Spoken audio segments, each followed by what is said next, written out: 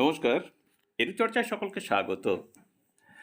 আমরা জানি যে নবান্ন থেকে যে অর্ডারটি বেরিয়েছে সেখানে এসএসকে এমএসকে শিক্ষকদের এবং পার্শ্ব শিক্ষকদের উভয়ের জন্যই অবসরকালীন 5 লক্ষ টাকা নির্ধারণ করেছে।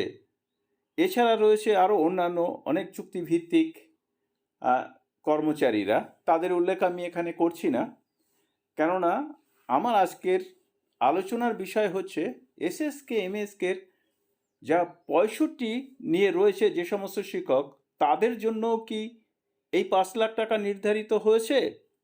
তো এই নিয়ে সবার মনেই একটা প্রশ্ন কিন্তু রয়েছে। তো আমি প্রথম ভিডিওতেই বলেছিলাম যে 60-65 উভয়ের জন্যই এই 5 লাখ টাকা অবসরকালীন ভাতা কিন্তু নির্ধারিত করা হয়েছে। তো আজ আমি বিশ্বস্ত সূত্রে জানতে পারলাম যে মিশনও স্বীকার করে নিয়েছে যে হ্যাঁ, 60-65 উভয়ের জন্যই এই 5 লাখ টাকা কিন্তু মেনে নেওয়া হয়েছে।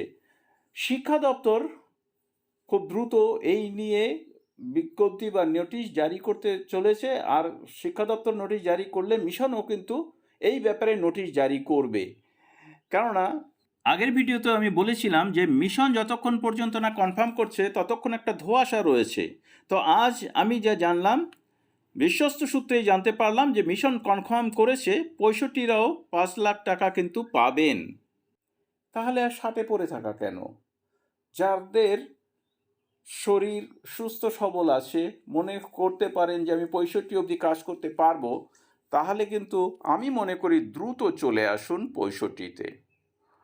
আর 65-তে যাওয়ার জন্য অনেকের মনেই প্রশ্ন থাকবে কোন অ্যাডভোকেটের কাছে যাব। তো অনেকেই আমার কাছে ফোন করে জানতে চান কার কাছে যাব। তো দেখুন, আমার সঙ্গে যার যোগাযোগ আসে তিনি অ্যাডভোকেট বিধান বিশ্বাস। তার ফোন নাম্বার এখানে রয়েছে, আপনারা দেখতে পাচ্ছেন।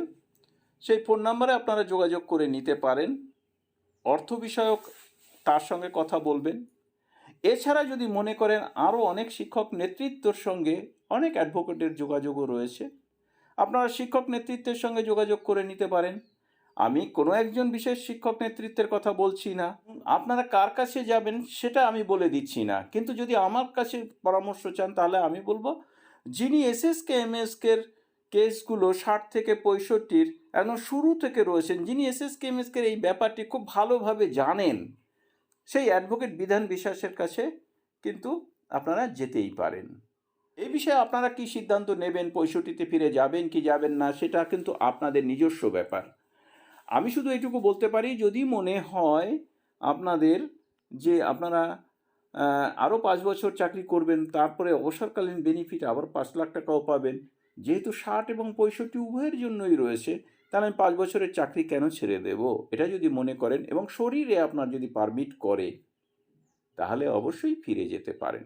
সকলকে ধন্যবাদ জানিয়ে শেষ করছি। ভালো থাকবেন, সুস্থ থাকবেন।